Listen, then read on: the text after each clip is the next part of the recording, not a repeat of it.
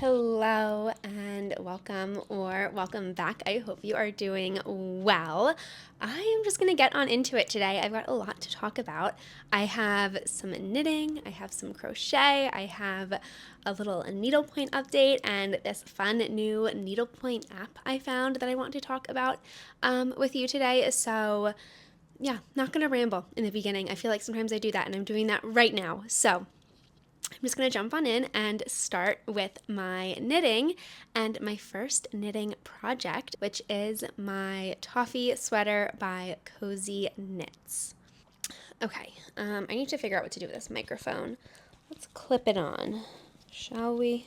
Okay, that looks a little silly, but hopefully that works. So my Toffee Sweater, if you are new here, you probably don't know what this is. This is a sweater that I've been working on for a very long time. I cast it on, oh gosh, maybe in September, put it down sometime in October, I want to say, and then I picked it up again in late January, early February, somewhere around there, and it is just this really gorgeous polo sweater. It is going to be an oversized sweater, and I will just show you here. It is. This is what I've got so far. I will try to throw it on so you can see where we're at, but I have knit the collar. That is what I finished back in the fall. And then I did the back panel. I think I started the back panel in the fall, finished that sometime in January or February, and then I did the front two panels in February and March. I think that's kind of where we're at. I don't want to fiddle too much with down here because I don't want to mess up my microphone. Hopefully you can hear me okay. Anyways, this is where we're at. This is the Toffee Sweater so far, and I am loving it. I am so excited about this project. I am knitting the size large, which is one size larger than my recommended size based on my bust measurement, because I do want this to be a slightly oversized sweater, and I think it will turn out definitely to be oversized. And I am using Knit Picks woolen cotton in the color Bear, which is their undyed colorway, and it is just a really pretty, as you can tell, like creamy off-white. It, I think, matches this board right behind me, and there's a swatch right there. So as you can see, like I'm wearing a white today. It's like a nice creamy ivory off-white. I really like this color. But anyways, I think it was 2 podcast episodes ago now that I showed you my absolutely atrocious rowing out. It was horrible. And someone commented, this lovely person, so thank you so much to whoever you are, they suggested to use one size, a needle one size smaller for the purl side. And so I switched my purl side needle to a 3.75, and then I kept the 4mm needle for the knit side. So I have, I have 2 different needles on here, and I think it actually helped a lot. The rowing out is still there. I was still rowing out, but nowhere near as bad as I was for the back and the front right panel.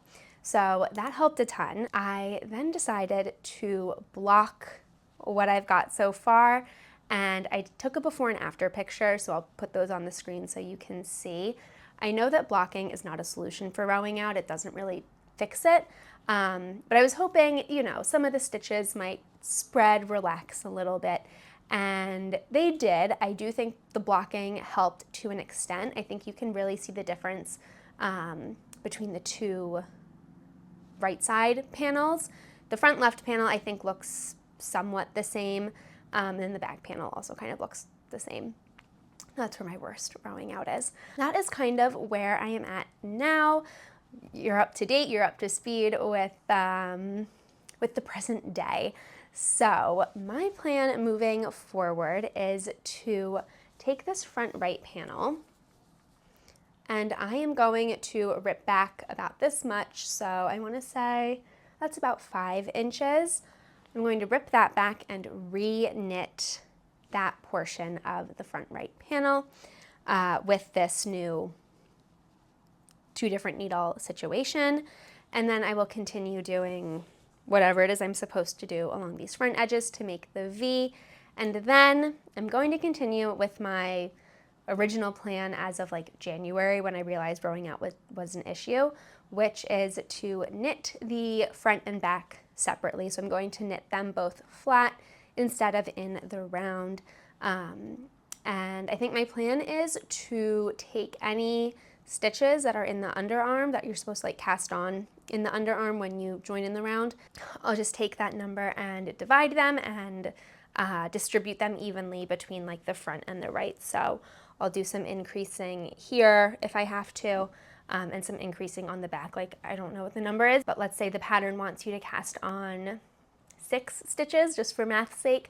I'll do 3 on the front here and then 3 on the back, and knit flat, and then seam up, sew up, Kitchener stitch up, I don't know, whatever up the sides, and then I'll do the sleeves in the round because I don't really feel like knitting sleeves flat and then like seaming them on. And the whole point of this is so the rowing out stays somewhat consistent throughout the entire body, because I think I've come to the conclusion that I don't mind the rowing out if it's throughout the entire piece.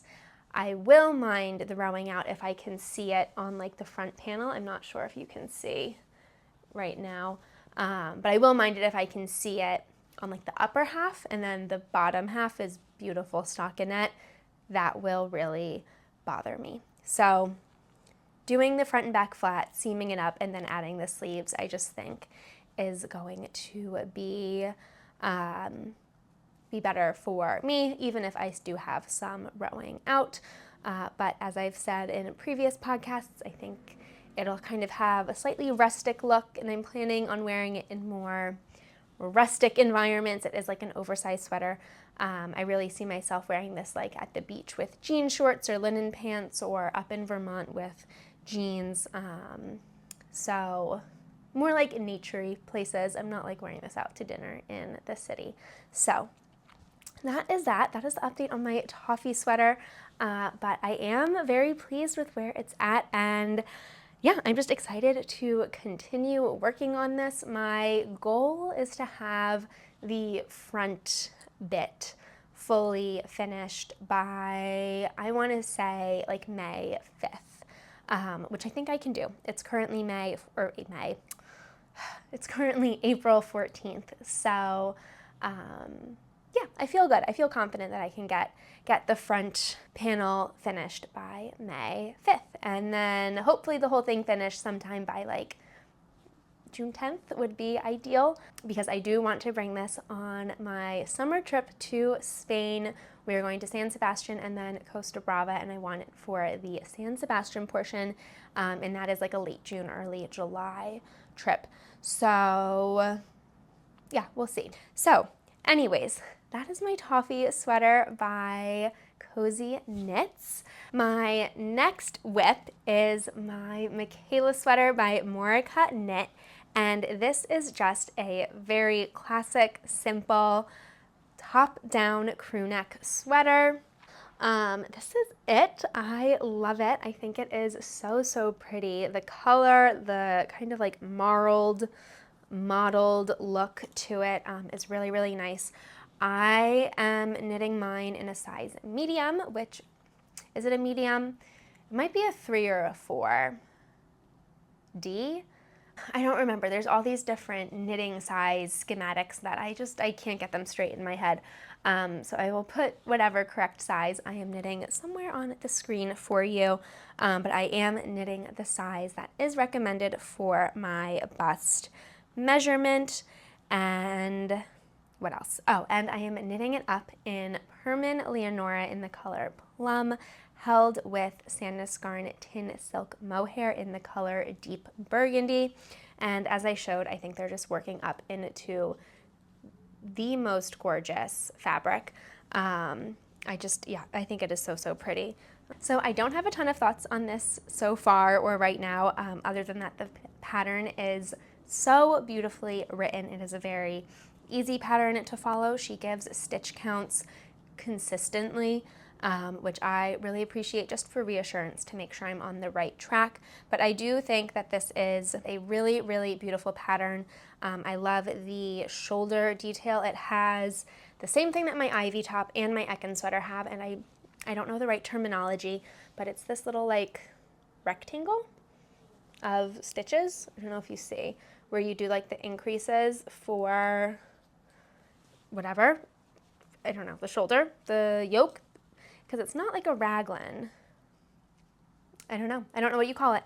But I really, really like that. But I don't have too much else to say about the pattern itself. I think it is a beautiful pattern. It's a really lovely pattern, and I would highly, highly recommend it.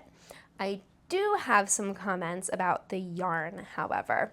As I said, I'm using Leonora by Leonora by Permin in the color Plum. Loving this yarn. It is so, so pretty. It's beautiful. I love this. I'm holding it with Tin Silk Mohair by Sandnes Garn. And I would say it's okay. This is not my favorite mohair I ever used. I think that has to go to Valley Yarn Southampton. I really, really like Valley Yarn Southampton or Barocco Ariel. Actually, I think Barocco Ariel is my favorite mohair.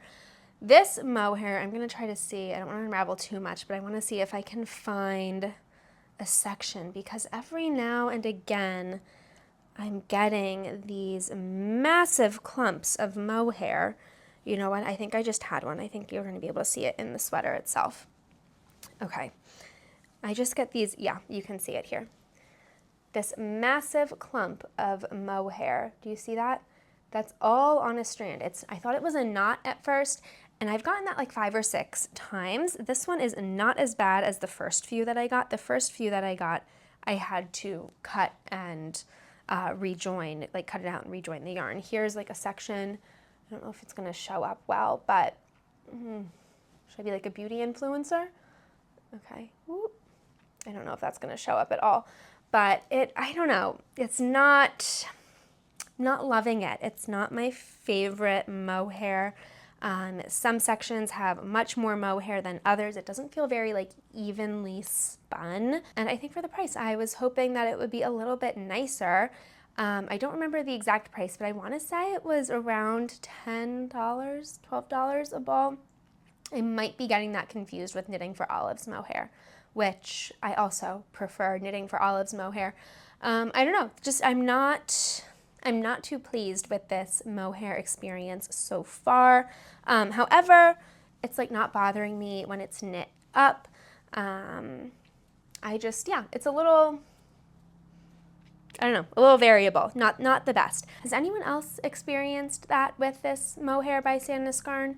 I would love to know. Maybe I just got a few faulty balls of mohair. I think I'm on my second ball of mohair right now, and I've had it in both of them. So yeah, so I would love to know if you've experienced this too, or maybe if I just have faulty balls. I would also love any like mohair recommendations. I really like mohair, as like a lot of people do. So if you have any like really good sub $15 per ball mohair recs, please let me know. I do not think I will be using this Sandnes Garn mohair again. But anyways, enough negativity. I don't want to sit here and complain the whole time. Aside from that, I'm loving this sweater. I'm loving this fabric, this pattern, and I'm very, very excited to almost have the body completely finished. As I said, I have an inch of stockinette and then like an inch of ribbing, and then the body is done. So next time you see this, I'm hoping to have the body completely finished, the neckline finished, and at least one of the sleeves started, if not finished, and the second started. My goal was to have this fully finished by April 25th.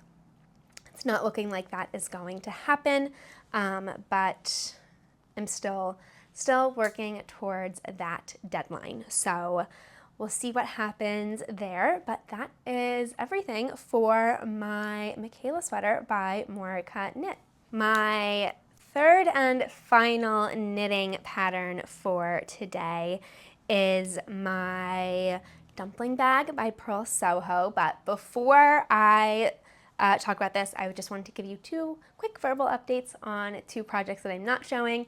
The first is my green poncho. I've knit 4 more rows on that, so really no update there, so I'm not showing it. And then my IVT, which I mentioned in my last podcast, I did cast it on. Did I get further than casting it on? No. So I just have a bunch of stitches cast on to my needles, so really no point in showing that today. So anyways, on to my dumpling bag. Here it is. It is, oh my god, the brightest red. I am actually loving this color. I bought this yarn a few weeks ago, just kind of on a whim, no plans for it. I didn't buy it with any project in mind, and it's not really a color I wear. I do have shoes, a pair of ballet flats in this color, but it just, I don't know, something about it. I loved looking at it. I wanted to buy it, and so I did. And I realized I did not say what this yarn is. It is Wool and the Gang's Shiny Happy Cotton in the color Lipstick Red. And it is bright. It is like a fire engine, bright, bright red. It's been so wonderful to work with.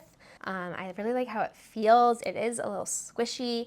It's like a pretty thick yarn. It's a dense yarn. It's making a somewhat dense fabric, which I really like because this is a bag. So I do want a slightly denser knit just to, I don't know, give it some structural integrity. This dumpling bag is like a simple little rectangle bag with 2 straps, one long strap and one shorter strap. The shorter strap goes over the longer strap to make, like, I think they're called a little Japanese knot bag. And I actually think they're trending a little bit on social media right now. I'm seeing a lot on Instagram, sewn ones, not knit ones. So you may be seeing them around too, so if you want to knit one, it is a free pattern from Purl Soho, and I have made one modification so far, and I am planning on making another. So the first modification that I did is to do Judy's Magic Cast-On, which gives me a nice seamed up bottom section of this little bag. The pattern wants you to cast on in the round and knit up in the round, and then you seam up the bottom. I didn't want to do that, so I did Judy's Magic Cast-On, which is what I did for the collar of my Toffee Sweater. So that was the first modification. The second modification I'm planning on doing, if I have enough yarn, which fingers crossed I do, is to double knit the straps, at least to double knit the longer strap, just to help prevent some of that stockinette curl that can happen with flat stockinette. So that is the modification I made and the one I am planning on making. But so far I really am enjoying this pattern, this yarn, this color, and it is a project that I just cannot wait to have for the summer. I think it'll be a really great all-season bag. Honestly, I can see myself wearing this in every season with like a crisp white cotton poplin skirt and like white tank top and ballet flats in the summer. I could see myself wearing it with like lots of like browns, dark chocolatey browns in the fall, black in the winter, obviously with like a fun pop of red.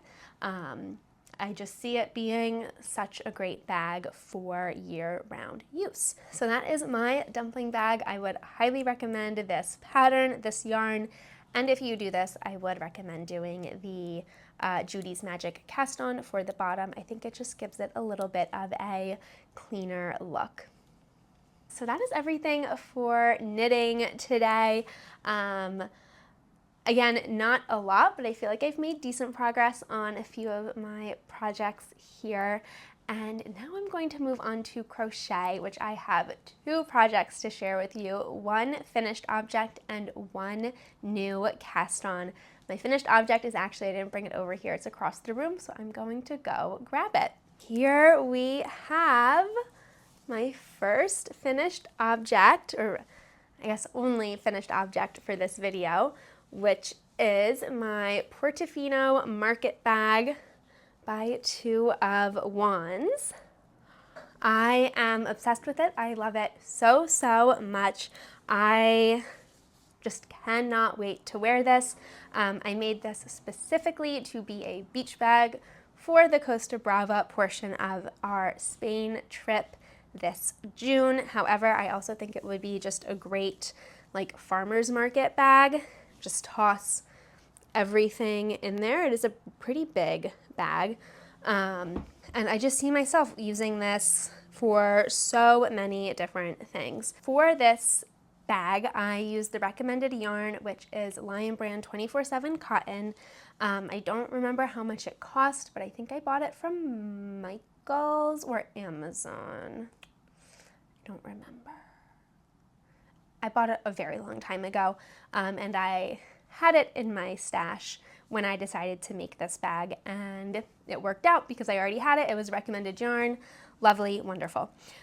So overall, I thought this pattern was super easy to follow. I did have a few hiccups in the beginning, as I mentioned in my previous podcast video, but this is only my second ever crochet project, so I am thrilled with how this turned out for being my second time crocheting. I think what helped was that it was a very repetitive pattern. So once I got used to doing this like meshy double crochet little window pane, it was just that for hours and hours and hours, which made it very, what's the word? Like popcorny, very popcorny, potato chippy. Like I think people say books that are, when you're like, oh, just one more chapter with a book and you just like can't put it down, it's like popcorny, it's potato chippy.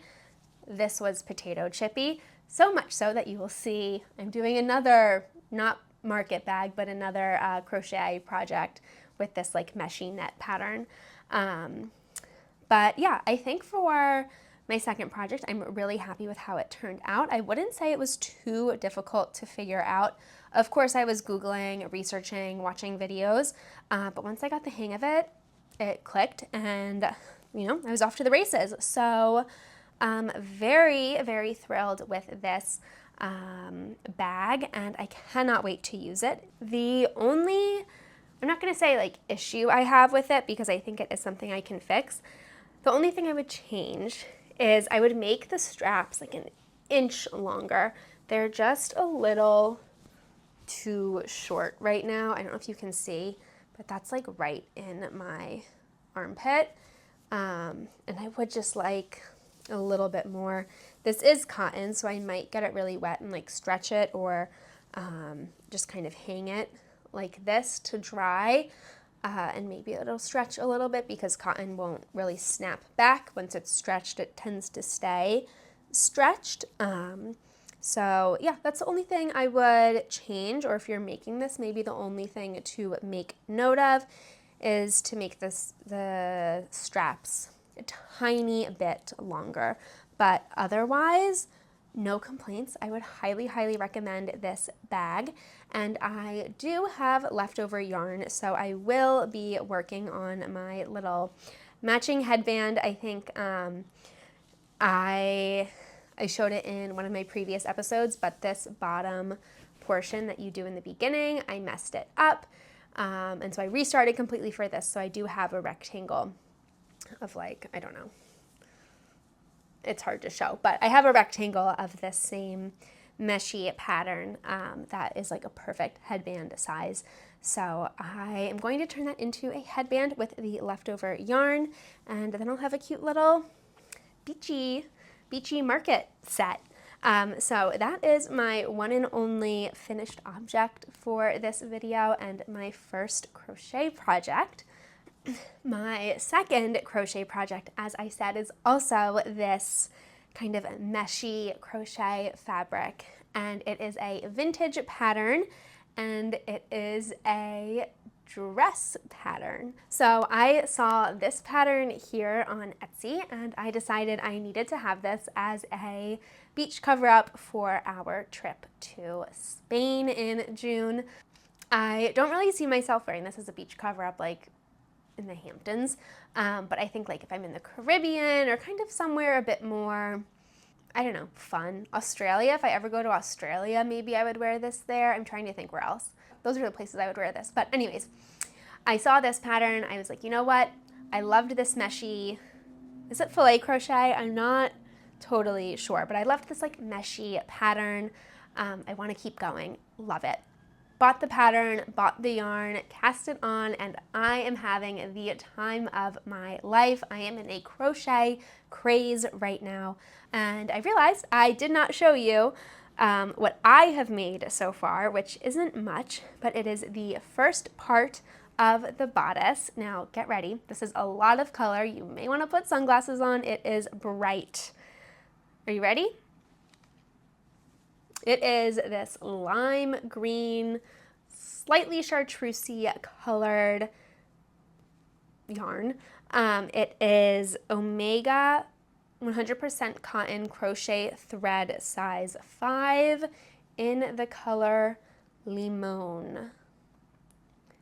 And that is bright. What a bright color. So this is the, as I said, first portion of the bodice. So it seems like you knit the front of the bodice, the back of the bodice, seam them together, and then do the skirt in the round. Very excited to have this. I'm actually really loving this. I have a lot more color in this video than normal for me. I'm really like a neutral color girl for the most part, but I don't know. Maybe I'm moving into a slightly more colorful era of my life. Who knows? But anyways, I cannot wait to have this finished. I'm hoping to have the bodice finished by the end of April, and then I'll have May to work on the skirt and the little flowers. But that is what I'm doing. This is the yarn I am using, and the hook I'm using, I forgot to say, is 2.75 millimeters. Because this is a vintage pattern, it has been a little trickier to read. It's also British. A little bit of a learning curve with that. It also isn't the most clear ever, but I'm figuring it out, working as I go. And I think it helped that I did this bag before doing this, because this obviously is like modern and just like really well explained, whereas this one, I think I have to fill in the blanks a little bit more. So having a little bit of knowledge from this Portofino Market Bag has been really helping me a lot with this. But yeah, as I said, I can't stop looking at it. I love this. I'm so happy. I'm so excited. So that is it for my yarn stitchy things. And now I'm going to move into my final little category, which is needlepoint. I have one acquisition for you, and I guess you would say like one little, okay, sorry, I don't know if things have changed on the camera. I had to get the door. But anyways, I have one needlepoint acquisition to share with you, and a little needlepoint app to talk about, a needlepoint app that I found that I am just absolutely so excited for. But first I'm going to show you my new canvas, which is this absolutely adorable little tandem bike by, I want to say the designer is the Stitch Society. I will correct myself on the screen if I am wrong, but it is just so sweet. It has a little hydrangea basket and an American flag, and I just think it's absolutely adorable. I purchased this at Stitch Katona up in Katona, New York, which is a new to me needlepoint shop, and I think relatively new to Westchester, maybe a year or so old. But yeah, I really love this store. I am trying to, over the next few months, really support a lot of my small local needlepoint shops, needlepoint boutiques. The 3 shops in the city that I want to support are like the three main shops, which are Annie's, Rita's, and West Village Knit and Needle. And then now I also want to support Stitch Katona, so I'll be going back up there. And I've got a little map on my Google Maps of different needlepoint shops kind of nearby that I want to support, because I think it's nice to support these lovely little nice stores. That is a little tangent while talking about my tandem bike. But anyways, I don't know, I love this canvas. I love that store. I just really wanted to recommend it. So anyways, that is my tandem bike, and I will tell you what threads I am using in a minute, because I'm going to go on another tangent now, pick up my phone and show you this app that I found, which I'm going to call it Ravelry for needlepoint. It is an app I have been praying for, asking for, waiting for, and I found it last night on Reddit. Someone had posted, the creator's girlfriend had posted this app on the Needlepoint subreddit, and I downloaded it right away and immediately added as much as I could to it. I think I spent 2 hours updating it. I still have more to add, but oh my gosh, I am so happy to have this app, and I just want to share it with all of you. And that is the app Needlebook. This is the little icon in the app store, and I'm going to do a little screen record to show you what it looks like when you open it, when you're in it, I guess. So this is my profile. When you click in, this is what the profile looks like. You'll see I have 2 canvases completed, 47 threads, so I could add my threads, and then you can follow people and people can follow you. And then if you scroll down, you'll see I have my public projects. So the Salty Stitcher, sorry, I'm just seeing it. That's the name of the designer of this canvas. But I've got my public projects, so I have 3 added right now. I have a few more to add. And then if I keep going, you see that I've got projects that I've finished, canvases that I own, and then a little wish list of different canvases that I would love to buy. I really like that you can stash all of your threads, so I've added all of mine here. It does have a feature where you can add yardage. I don't really know how to measure yardage that I have left, so I'm not really touching the yardage portion. I will just delete a thread as I finish it up. That's kind of how I plan on using that. But I think this is super helpful to have when in a needlepoint store, either shopping for thread or kitting a canvas or thinking about a canvas. I've got a little catalog library of all of the threads that I currently own. That's kind of the app. There's a homepage where you can see people you're following, their updates. So if they put a status update on a canvas or buy a new canvas, add it to their collection, finish a canvas, yada, yada, yada, you can see it all there, and you can like it or heart it, or I don't know, interact with it in different ways, which seems really fun. And you can also just discover different canvases. I don't know, it just is such a well done app that I really wanted to share with you. But my main point of going on here is to show you the threads that I am using for this tandem bike canvas. So here I'm just going to pause here. One thing I would love for them to add, which maybe it's in here and I just haven't seen it, I would love to be able to add the decorative stitches that I'm using, because in my tandem bike, I've used 2 decorative stitches so far. I used a little brick stitch for my basket and French knots for the hydrangeas. So I'd love to just put that somewhere, so if anyone stumbles upon this canvas and they want to know what stitches I used, they can see it, they'll know that. I think that would be really helpful. Maybe I'll email and put that, I don't know. But anyways, I am just really loving this app, and I wanted to share it with you. So if you make a profile, I would love if you would add me, comment your name down below. We can be friends. I will have my profile linked in the description. So yeah, that's this Needlebook app, which I am just so excited for. So that is all of my knitting, crochet, and needlepoint. As always, thank you so much for joining me, and I hope you have a lovely day. Bye.